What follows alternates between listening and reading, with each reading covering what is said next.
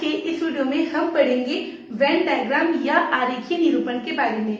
जो भी बच्चे एनएमएमएससी, एनटीएससी एग्जाम्स की तैयारी कर रहे हैं उन लोगों के लिए ये बहुत ही इम्पोर्टेंट क्वेश्चन है और बहुत ही इजी एंड बहुत ही कम समय में बन जाने वाला क्वेश्चन है। तो अगर इस तरह का क्वेश्चन एग्जाम में आता है, मोस्टली इस तरह के क्वेश्चन एनएमएमएससी और एनटीएससी एग्जाम में आते ही हैं, तो अगर इस तरह के क्वेश्चन आते हैं तो आपके वहां पे 5 मार्क्स तो पक्के हैं ही, क्योंकि एक क्वेश्चन दिया रहेगा उसके अंदर में, है ना, उसके अंदर में सब क्वेश्चन रहेंगे, कम से कम 4 to 5 क्वेश्चन तो जरूर ही आते ही हैं। तो समझते हैं क्या होता है आरेखीय निरूपण या वेन डायग्राम, जिसको हम लोग हिंदी में वेन आरेख भी बोलते हैं। आरेखीय निरूपण यानी किसी भी स्थिति को, किसी भी जैसे 2 या 2 से 2 मद, 3 मद, 4-5 चीजें दी रही होंगी, वो एक ही कैटेगरी को बिलोंग करती है, एक ही समूह को बिलोंग करती है या अलग अलग समूह को बिलोंग करती है, उसको हम लोग यहाँ उदाहरण के माध्यम से समझा रहे हैं कि उसको हम लोग वेन डायग्राम के रूप में कैसे निरूपित करेंगे। जैसे कि पहला टाइप है हमारा 2 मदों से संबंधित प्रश्न। अब ये मद क्या है? मद हो सकता है कोई जानवर हो सकता है, कोई पक्षी हो सकता है, फल हो सकता है, फूल हो सकता है, सब्जी हो सकता है, कोई वस्तु हो सकती है ना, कोई द्रव्य हो सकता है, कोई पदार्थ हो सकता है, कुछ भी हो सकता है। तो 2 मद। अब वो दोनों मद क्या है देखते हैं। मैंने एक उदाहरण के माध्यम से समझाने की कोशिश की है। जैसा पहला दिया हुआ है, दी गई रेखाकृतियों में से कौन सी आकृति पुरुष और महिला के संबंध को प्रदर्शित करती है? तो पुरुष और महिला, देखिए ये यहाँ पे दोनों अलग अलग चीजें हैं। यहाँ पे पुरुष और महिला, यानी मान लो एक गोला पुरुष को प्रदर्शित करता है, एक गोला पुरुष को प्रदर्शित करता है और एक गोला महिला को। तो पुरुष और महिला, यहाँ पे आपका कौन सा ऑप्शन होगा? हम जानते हैं कि पुरुष और महिला दोनों अलग अलग चीजें हैं, है ना। यहाँ क्या होगा, देखो कुछ भाग पुरुष का महिला में, कुछ महिला का पुरुष में, यानी कुछ पुरुष महिला या कुछ महिला पुरुष, ऐसा तो होता नहीं है। ओके, यहाँ पे क्या सभी पुरुष महिला है या सभी महिला पुरुष है, ये भी कंडीशन यहाँ पे ठीक नहीं है, या इनमें से कोई नहीं, ऐसी तो बात नहीं। पुरुष और महिला 2 अलग अलग प्राणी हैं, तो यहाँ पे पुरुष और महिला दोनों के लिए अलग अलग गोले आएंगे। बढ़ते हैं अगले उदाहरण की तरफ, अगले टाइप की तरफ। अगला प्रश्न है 3 मदों से संबंधित प्रश्न, जिसमें की है दी गई रेखाकृतियों में से कौन सी आकृति भारत, केरल, छत्तीसगढ़ के संबंध को प्रदर्शित करती है? तो भारत क्या है? भारत हमारा देश है ना, देश के अंदर में ये हमारा केरल, छत्तीसगढ़ क्या है?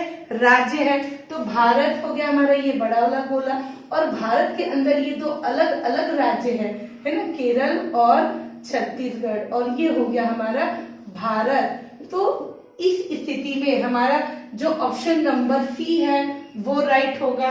ओके, अब 3 मदों से संबंधित प्रश्न में और कुछ टाइप है ना, इसमें भी 4-5 टाइप से। ये पहला टाइप मैंने पढ़ा है, दूसरा टाइप देखते हैं। हो सकता है यहाँ पे आपको दे दिया जाए भारत और यहाँ आ जाएगा रायपुर और छत्तीसगढ़, है ना, ये टाइप 2 आ जाएगा यहाँ पे। तो हम लोग यहाँ पे क्या करेंगे, यहाँ पे कौन सा ऑप्शन आ जाएगा? तो देखिए फिर वही वाली बात हो गई, भारत हमारा क्या है? देश है, भारत एक देश है। भारत के अंदर में आ जाएगा छत्तीसगढ़, जो कि एक राज्य है, और छत्तीसगढ़ के अंदर आ जाएगा रायपुर। ठीक है, ये हो गया भारत, ये हो गया हमारा गोला छत्तीसगढ़, और ये जो गोला है, ये जो वृत्त है वो रायपुर को प्रदर्शित करेगा। तो इस स्थिति में आपका ऑप्शन नंबर डी सही होगा। तीसरा एग्जांपल ले लेते हैं, दी गई रेखाकृतियों में से कौन सी आकृति आम, केला, फल, आलू के संबंध को प्रदर्शित करती है? तो है ना, 3 या 3 से अधिक मद इसमें आ रहे हैं। तो आम, केला, फल और आलू।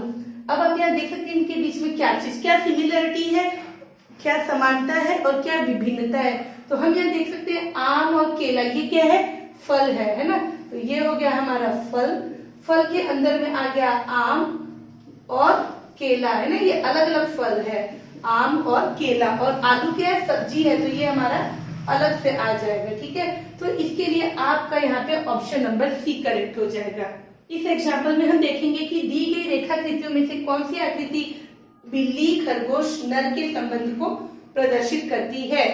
तो बिल्ली एक जानवर है ना, बिल्ली ये एक जानवर है, खरगोश भी क्या है? एक जानवर है। अब कुछ बिल्ली और कुछ खरगोश ना, नर, है ना, यानी मेल फीमेल उसमें भी होता है। तो कुछ बिल्ली और कुछ खरगोश में से नर होंगे, है ना। तो यहाँ पे आपका ऑप्शन नंबर बी करेक्ट हो जाएगा। इसमें अब एक और टाइप बचा है, वो भी मैं बता देती हूँ। टाइप 4 है, दी गई रेखाकृतियों में से कौन सी आकृति दुर्ग, बेमेतरा और सरगुजा के संबंध को प्रदर्शित करती है। तो दुर्ग, बेमेतरा और सरगुजा क्या है ये हमारे छत्तीसगढ़ के जिले हैं। न तो दुर्ग के अंदर बेमेतरा आता है, न बेमेतरा के अंदर सरगुजा आता है, न सरगुजा के अंदर दुर्ग आता है, कुछ भी नहीं आता। यानी तीनों इंडिविजुअल यानी स्वतंत्र जिला है। तो ये हमारा कुछ इस तरह से प्रदर्शित होगा, दुर्ग, बेमेतरा और सरगुजा। तो इसके लिए ऑप्शन नंबर ए करेक्ट है। ओके, अब आरेख में सिंपल चीजों को समझने के बाद आपको एग्जाम में जो एक दूसरे टाइप का क्वेश्चन दिया जा सकता है वो कुछ इस तरह का हो सकता है। आपको इस तरह के 2-3 आरेख जिसमें कि त्रिभुज, वृत्त, आयत, इस तरह की आकृति दी जा सकती है और इन पर आधारित प्रश्नों को पूछा जा सकता है। तो इसका उत्तर देने के लिए भी आपको वो जो मैंने अभी जो एग्जाम्पल्स दिए थे उनकी मदद से आप इनके उत्तर दे सकते हैं, है ना। जो आरेख, जो वृत्त एक दूसरे के में आएगा, है ना, वो एक दूसरे के सदस्य होंगे। जो बिल्कुल अलग रहेगा उसका उत्तर बिल्कुल अलग रहेगा, जिसको मैंने यहाँ पे उदाहरण के माध्यम से समझाया है। तो आपका जो क्वेश्चन एग्जाम में आएगा वो कुछ इस तरह होगा, जैसे कि एक एग्जाम्पल यहाँ दिया हुआ है, निम्नलिखित प्रत्येक प्रश्न निम्नांकित आरेख पर आधारित है। आरेख को ध्यान से अध्ययन करके इन पर आधारित प्रश्नों के उत्तर दीजिए। यह आपको एक इस तरह का कुछ आरेख दिया जा सकता है, ठीक है। और इस पर आधारित आपको इन प्रश्नों को आप देख सकते हैं कि इसके आधार पे आपको यहाँ पे 5 प्रश्न पूछे गए हैं। अगर आप आरेख के आधार पे इन 5 प्रश्नों के उत्तर दे देते हैं तो आपके 5 नंबर कहीं नहीं गए और इसको सॉल्व करने में आपको बिल्कुल भी टाइम नहीं लगेगा। चीजों को बस समझना है। ओके, एक बार आप समझ जाएंगे, इसको अपने दिमाग में बैठा लेंगे, बहुत ही आसानी से आप इसे सॉल्व कर पाएंगे। यहाँ दिया हुआ है, दिए गए आरेख में आयत से कलाकारों को, देखिए ये आपको एक आयत की आकृति दिख रही है, तो आयत से कलाकारों को, वृत्त से खिलाड़ियों को, देखो ये जो वृत्त है ये खिलाड़ियों को निरूपित कर रहा है, और त्रिभुज से चिकित्सकों को, चिकित्सक यानी डॉक्टर, ठीक है, त्रिभुज से चिकित्सकों के वर्ग को निरूपित किया गया है। तो अब हमें इन प्रश्नों के उत्तर देने हैं। पहला प्रश्न है, ऐसे कितने खिलाड़ी हैं जो न कलाकार है और न ही डॉक्टर है। न कलाकार है और न ही डॉक्टर में, चिकित्सक वाली लाइन में नहीं आना चाहिए, और कलाकार यानी आयत में नहीं होना चाहिए और त्रिभुज में नहीं होना चाहिए। तो आप ये देख सकते हैं 30, 22, है ना, 3 और 8 ये हमारे कलाकार वाले यानी आयत के बॉक्स में थे। 4, 17, 3, 8 ये चिकित्सक हो गए। बच कौन जा रहा है यहाँ पे? 25। तो आपका यहाँ पे सही उत्तर ऑप्शन नंबर हो जाएगा ए, है ना। ऐसे कितने खिलाड़ी है जो न कलाकार है और न ही डॉक्टर है, तो 25। देखिए ये वाला जो है ये न तो चिकित्सक वाले, चिकित्सक यानी त्रिभुज के अंदर भी नहीं आ रहा है, और कलाकार जिसे हम लोग आयत के माध्यम से प्रदर्शित करें उसके अंदर भी नहीं जा रहा है। ये केवल वृत्त यानी कि खिलाड़ी, है ना, वृत्त किसको प्रदर्शित कर रहा है? खिलाड़ियों की संख्या को। तो 25 ऐसे खिलाड़ी है जो कि न तो कलाकार है और न ही डॉक्टर है। तो पहले का उत्तर ए हो गया। दूसरा प्रश्न है, ऐसे कितने कलाकार है जो कि खिलाड़ी है? ऐसे कितने कलाकार है जो कि खिलाड़ी है? तो अब देखो खिलाड़ी में हमारे आ जाते हैं 25, 22, 4, 3, 25, 22, 4, 3, और इसमें से कितने कलाकार है जो खिलाड़ी भी है? तो देखो 22 और 3 ये खिलाड़ी वाले वृत्त में आ रहा है, लेकिन 3 जो है वो चिकित्सक भी। हमको क्या पूछ रहे हैं? केवल कलाकार है। ऐसे कितने खिलाड़ी है जो कलाकार है? तो वो कौन बच गया? 22। तो यहाँ पे पूछा गया ऐसे कितने खिलाड़ी है, कलाकार है जो कि खिलाड़ी है।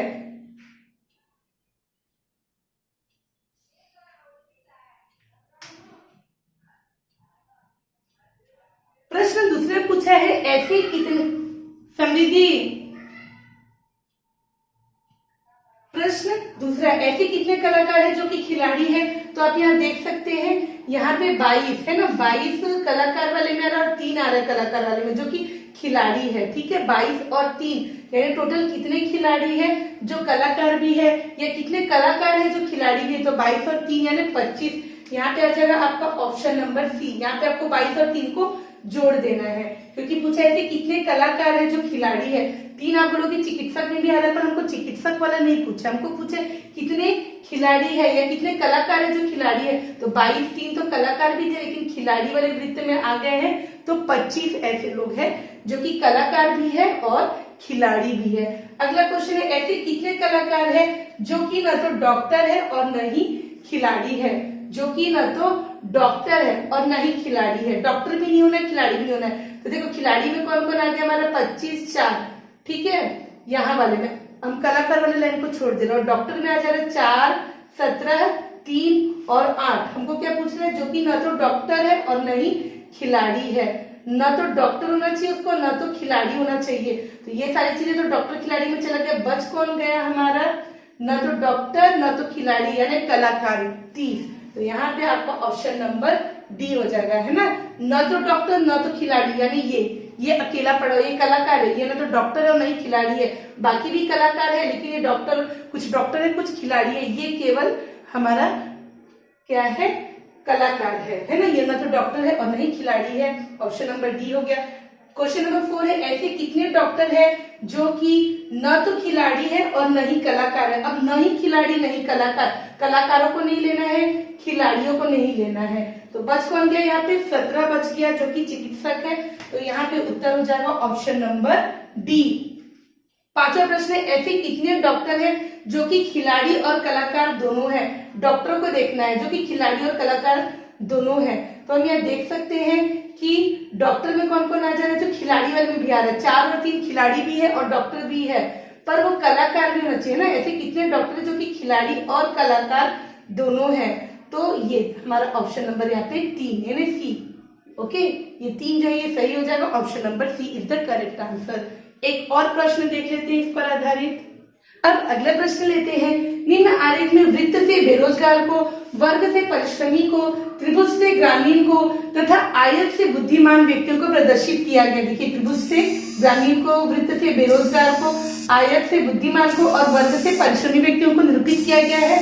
तो ऐसे ग्रामीण जो कि परिश्रमी तथा बेरोजगार है, बुद्धिमान है। ग्रामीण कौन, जो कि त्रिभुज में आ रहा है। त्रिभुज में हमारे कौन कौन आ जा रहा है, 5, 2, 14, 1, 6, है ना। 5, 2, 14, 1 और 6, 14 है।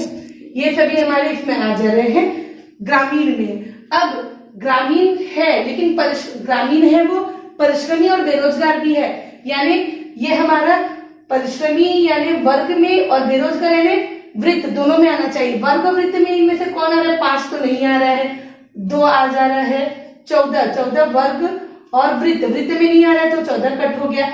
1 आ रहा है क्या, वर्ग और वृत्त दोनों में, तो 1 आ रहा है वर्ग और वृत्त दोनों में। 6 आ रहा है वर्ग और वृत्त दोनों में, वर्ग में तो ये वृत्त में तो आ रहा है पर वर्ग में नहीं आ रहा है, 6 भी कट गया। बच जा रहा है 2 ऑप्शन, 2 और 1।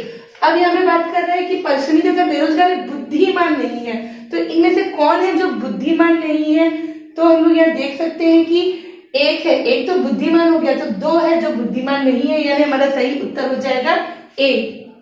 अगला प्रश्न ले लेते हैं, ऐसे ग्रामीण परिश्रमी व्यक्ति जो कि न तो बेरोजगार है और न ही बुद्धिमान है।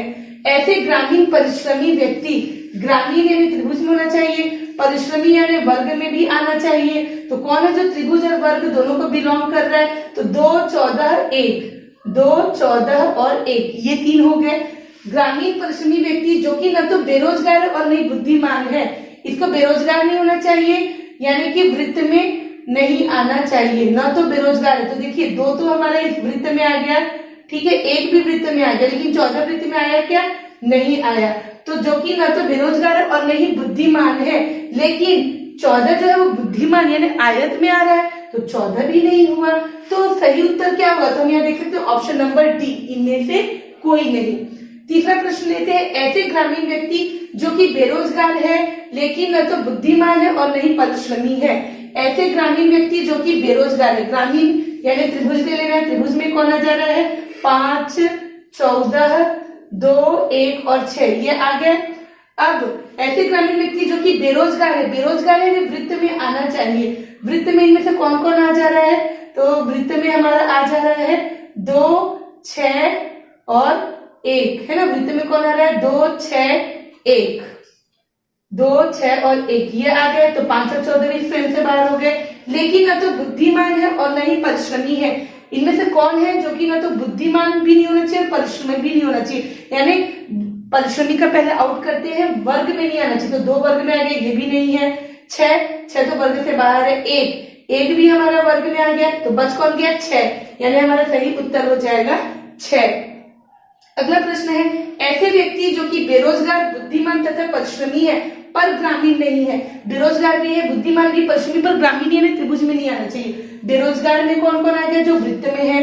बुद्धिमान में कौन आ गया? जो आयत में है। वृत्त और आयत, वृत्त और आयत में मिला के हमारा कौन आ जाएगा? 14 और 1, ठीक है। तथा परिश्रमी भी है, परिश्रमी हमारे कौन आ जाएगा? 14 और 1 दोनों परिश्रमी है।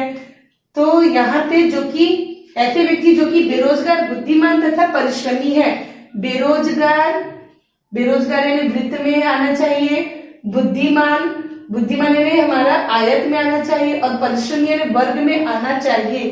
तो पर ग्रामीण नहीं होना चाहिए, यानी त्रिभुज में नहीं आना चाहिए। ये 9 छूट रहा है, देखिए 9। ऐसे व्यक्ति जो कि बेरोजगार है, देखिए 9 हमारा वृत्त के अंदर आ जा रहा है, 9 और 8 भी है, ठीक है। बेरोजगार है, बुद्धिमान, बुद्धिमान भी है, देखो 9 और 8 हमारे बुद्धिमान भी है, और परिश्रमी भी है। परिश्रमी में 8 तो नहीं है क्योंकि ये वर्ग से बाहर है, बच गया 9, तो यहाँ पे सही उत्तर हो जाएगा आपका ऑप्शन नंबर बी। ओके, 9, ठीक है, यानी ऑप्शन नंबर बी। 5वां प्रश्न, ऐसे बेरोजगार व्यक्ति जो कि न ग्रामीण, न बुद्धिमान और न ही परिश्रमी है। न तो ग्रामीण है यानी त्रिभुज में भी नहीं है, न ही बुद्धिमान यानी हमारा ये आयत में भी नहीं है, और परिश्रमी भी नहीं है यानी वर्ग में भी नहीं है, पर बेरोजगार है। बेरोजगार यानी हमारा वृत्त में है, तो वृत्त में कौन आ जाएगा? 15 और 7। ओके, तो यहाँ पे आ जाएगा आपको ऑप्शन नंबर डी। तो आई होप आज की क्लास में आपको ये जो मैंने वेन डायग्राम या आरेखीय निरूपण से पर आधारित जो भी प्रश्न करवाए हैं आपको अच्छी तरह से समझ आ गए हैं। तो अब आपको इन प्रश्नों को एग्जाम में आएंगे तो अच्छी तरह से ध्यान से पढ़कर सॉल्व करना है, आपकी पूरे मार्क्स वहां पे पक्के हैं। ओके, मिलते हैं कल की क्लास में।